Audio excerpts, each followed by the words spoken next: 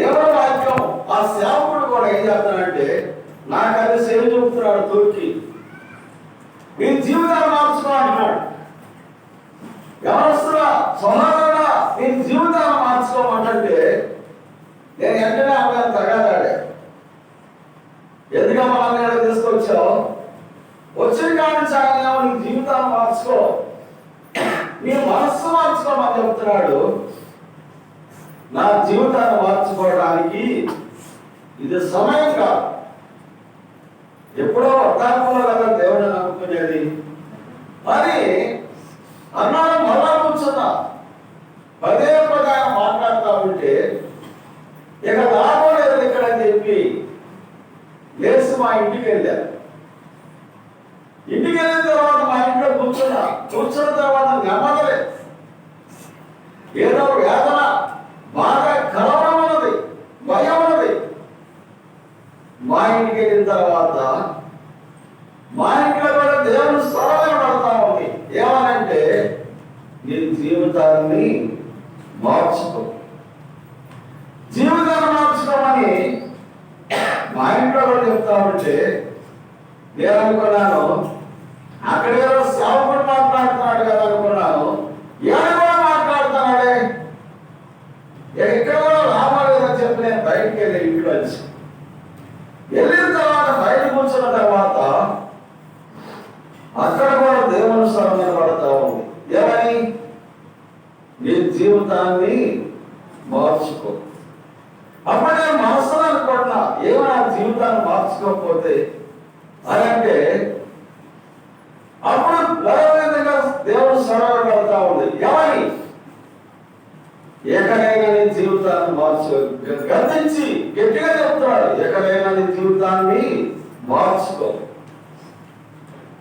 లేని వల్ల ఈ రాత్రిలో చనిపోతావు, ఈ రాత్రిలో చనిపోతావు, మానేస్తావు.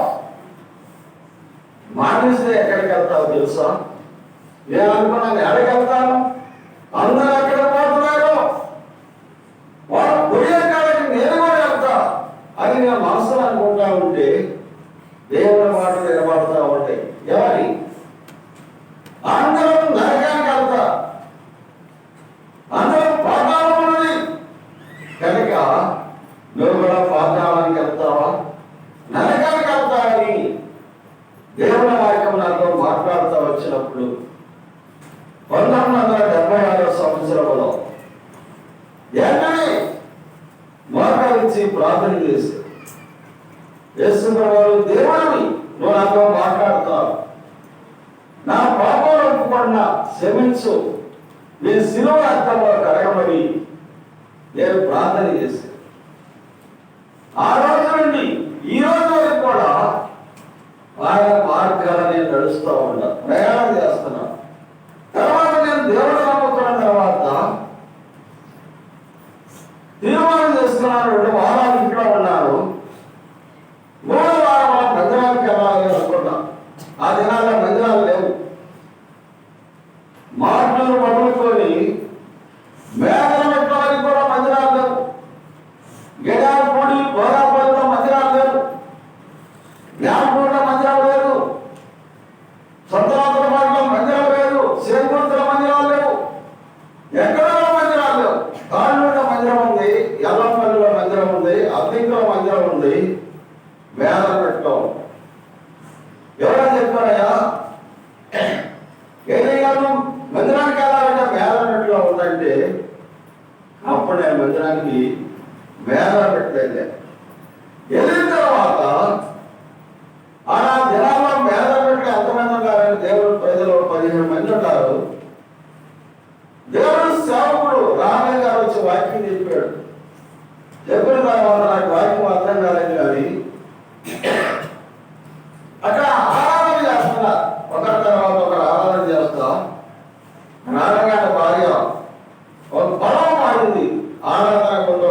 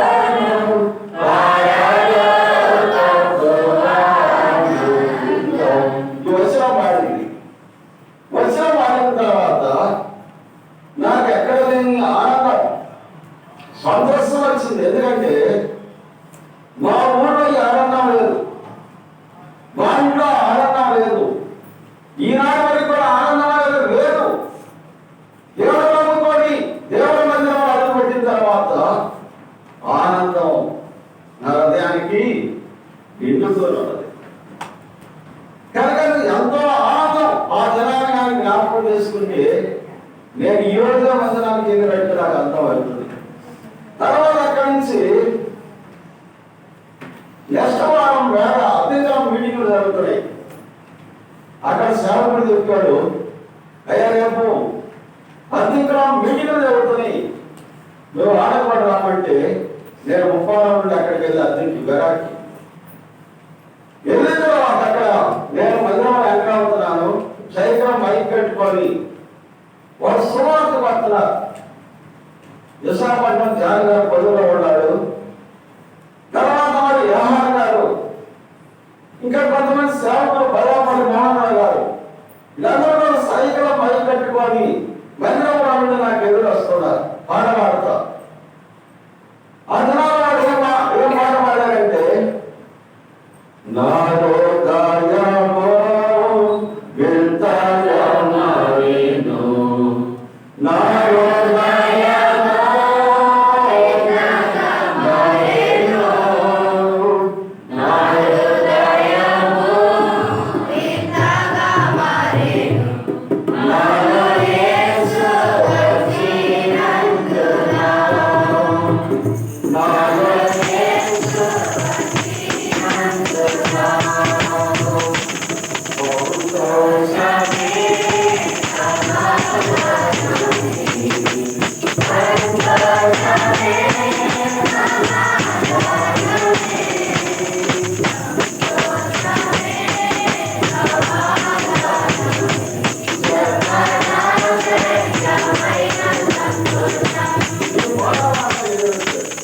ఈ పాట పాడుకుంటూ వచ్చినప్పుడు నేను అనుకున్నా, పోయినారు వేల పెట్టలేదు, అక్కడ ఆనందం ఉంది, ఇక్కడికి వచ్చినా కూడా ఆనందం ఉంది. కనుక నా జీవితంలో అదొక పండగ దినం. ఆ రోజు నుంచి ఈ రోజు వరకు కూడా ఆ సంతోషం అనేది, ఆనందం అనేది నా హృదయంలో నిండి ఉంటుంది. ఎందుకంటే అది ఇక్కడ మనం దేవుడు వాక్యం చూస్తాం, ఊరికి పోయే త్రోవ కలిగిన వారై బుద్ధిహీనులు తమ ప్రయాస ఆయాసపడుదురు. అంతేకాదు ఇక్కడ 14వ కీర్తన 1వ వచనం, నేను చదువుతాను అయితే ముగిస్తాను. 14వ కీర్తన 1వ వచనం, కీర్తన 14:1, దేవుడు లేడని బుద్ధిహీనులు తమ హృదయములో అనుకుందరు, వారు చెడిపోయిన వారు. ఇక్కడ శాశ్వత జనాలు ప్రజలు చెడిపోయారు. వాళ్ళ మాటలు, వాళ్ళ నిలబడి, వాళ్ళ క్రియల ద్వారా మనసు వారు చెడిపోయిన వారుగా ఉన్నారు. చెడిపోయారు. చాలాసార్లు మనం అడుగుతాం, పాపం వచ్చిన వాళ్ళ పిల్లలు అంటాం మాట ఏమని, వారు చెడిపోయినవాడా అంటాం. చెడిపోయినవాడు అంటే అర్థమైంది తెలుసా? చెడిపోయినవాడు అంటే ఆ పదానికి అర్థమైంది తెలుసా? కానీ చెడిపోవడం అంటే అర్థం ఏంటంటే, కానీ మనం పొయ్యి మీద బాటి పెట్టి నూరేసాం, తెరవాకు గింజలు వేసాం, ఉల్లిపాయలు వేసాం, కరివేపాకు వేసాం, అజాగ్రత్తగా ఉన్నాం, మాడిపోయింది, తెరమాట మాడిపోయింది. ఇప్పుడు ఏమంటాం దాన్ని? ఏమంటాం అక్క? చెప్పండి, ఏమంటాం? చెడిపోయింది. చెడిపోయిన దాంట్లో తెరమాట వేస్తామా? ఏం చేస్తాం దాన్ని? మళ్ళా శుభ్రం కడిగి మళ్ళా తాగింపేస్తాం. ఆ విధంగా ఇక్కడ దేవుడు లేదని బుద్ధిహీనులు తమ హృదయంలో అనుకుంటారు, వారు చెడిపోయిన వారు. కానీ చెడిపోయారు. వాళ్ళ నడవడి, వాళ్ళ మాటలు, లేదు వాళ్ళ జీవితం, లేదు వాళ్ళ బ్రతుకు, వాళ్ళ క్రైస్తవ జీవితం ఎన్ని కూడా ఎలాగంట చెడిపోయిన వారుగా ఉంటారు. ఈ దినాల్లో మనం చూస్తే ప్రజలు ఏమైనారంట? చెడిపోయారు, పాడైపోయిన వారుగా ఉన్నారు, దేనికి మనికి రాని వారు. అలా ఆడిగా మానవుడి జీవితం ఉన్నది. ప్రియారా, చెడిపోయిన వారిని, పాడైపోయిన వారిని కానీ దేవుడు బాగు చేసేవాడు. దేవుడు ఏం చేస్తాడు చెప్పండి? బాగు చేస్తాడు. నన్ను కూడా బాగు చేశాడు. నిజంగా మా ఊరిలో కానీ నేను మంచోడని ఎవరైనా వాడు కాదు. చిన్నతనం నుండి కూడా అన్ని అలవాట్లు ఉన్నాయి. మా కుటుంబంలో చాలా పెద్దది. కుటుంబంలో నుండి యేసు ప్రభుని నమ్ముకోవడం జరిగింది. ఈనాటి వరకు కూడా దేవుడు నడిపిస్తా వచ్చాడు. లేదు ఈ లోకం ముగిస్తే దేవుడితో కూడా పరలోకంలో ఉంటానని నిశ్చిత నిరీక్షణ నాకు ఉన్నది. జ్ఞానపూర్వక ప్రజల ఈ రాత్రికాల సమయంలో ఎవరైనా కానీ ఈ రాత్రి సరిపోతే దేవుడి రాజ్యంలో ఉంటానని నిశ్చిత నీకుందా? లేకపోతే ఇదే మిక్కి అనుకున్న సమయం నేనే రక్షణ గలం రేపుడు దేవడేది కాదు. అందుకని ఇక్కడ యేసు ప్రభువును నమ్ముకోవాలి. దేవుడు మనకు కలగబడ్డారు, దేవుడికి అమరించాలి. అందుకని కనుక ఇక్కడ చెడిపోయిన వారిని దేవుని వాక్యంలో మనం చూస్తున్నాం. అంతేకాదు చూడండి, ఇక్కడ ప్రసంగి 11వ అధ్యాయము 10వ వచనం. ఇక్కడ ప్రసంగి 11:10 ఇక్కడ మనం త్వరగా ముగిస్తాం. చూడండి, ఇక్కడ 11వ అధ్యాయము 10వ వచనం. లేత వయసులో నడిప్రాయమును గర్దించిపోను కనుక ఈ హృదయంలో నుండి ఏకలమును తొలగించుకొనుము. మరణం అనేది ఎప్పుడు వస్తుందో తెలియదు. లేత వయసులో రావచ్చు, నడిప్రాయంలో రావచ్చు, వృద్ధాప్యంలో రావచ్చు. చిన్నప్పుడు మేము 10 మంది పిల్లలు మా ఊరి దగ్గర వాటర్ ఏదేస్తున్నాం నల్లాగాని. బయట మీద రాజుల పిల్లలు మేము ఏం చేస్తామంటే అందరం నీళ్ళలో దిగాం. అందరూ వచ్చాం, కానీ పిల్లలు రావాలి. ఏదో పిల్లలు రాలేదా అనుకుంటే దౌడానికి అడుగు పెట్టుకుంటాడు, సరిపోయాడు. రాజుల పిల్లలు బయటపడ్డారు. అయినా పిల్లలు మరణం అనేది ఎప్పుడు వచ్చిందో మనకు తెలియదు. మరణం ఎప్పుడైనా రావచ్చు. మరణం ఎప్పుడు వచ్చిందో, రెండోది ఎక్కడొచ్చిందో తెలియదు. మరి మధ్యకాలం క్రితం, ఒక 20 రోజుల క్రితం, ఒక నెల క్రితం మా పెద్దానికి చనిపోయాడు. ఆయన బాగలేదు. అమ్మ నాకు బాగలేదా అని అంతకుముందు చూపిస్తున్నారు. చిరగడోకాలు తీసుకెళ్ళాలన్నారు. తర్వాత నేను వచ్చాను, నేను నా భార్య వచ్చాము, ముప్పోరం వెళ్ళాము. అక్కడ పక్కనే ఒంగోలు తీసుకెళ్తాను, జాయ్ హాస్పిటల్ వైట్ డాక్టర్ గారి దగ్గర తీసుకెళ్తానని ఆయనతో మాట్లాడిన తర్వాత తీసుకురామన్నాడు. కారు మాట్లాడుకొని ఆయన్ని కారు ఎక్కించుకొని మా వదిన, మా అన్నయ్య కూతురు, నేను నా భార్య నలుగురు కలిసి ఒంగోలు వెళ్తున్నాం. కారులో వెళ్తున్నాం, మాట్లాడుతూనే ఉన్నాం. తీరా హాస్పిటల్ దగ్గర ఎదురుకి వెళ్ళేటప్పటికి నేను ముందు కూర్చోడానికి దిగాను. రెండోది డోర్ తీశారు. మా అన్నయ్య కూతురు నానా అంటుంటే చనిపోయాడు. ఆయన ఎక్కడ పుట్టాడు, ఎవరు పెరిగాడు, కేవలం మరణం అనేది ఒంగోలులో హాస్పిటల్ వచ్చింది. పెరిగారా మరణం ఎప్పుడు వచ్చిందో ఎక్కడ వచ్చిందో మీకు తెలియదు. ఏదైనా మరణం అనేది కరెక్ట్ వాస్తవది.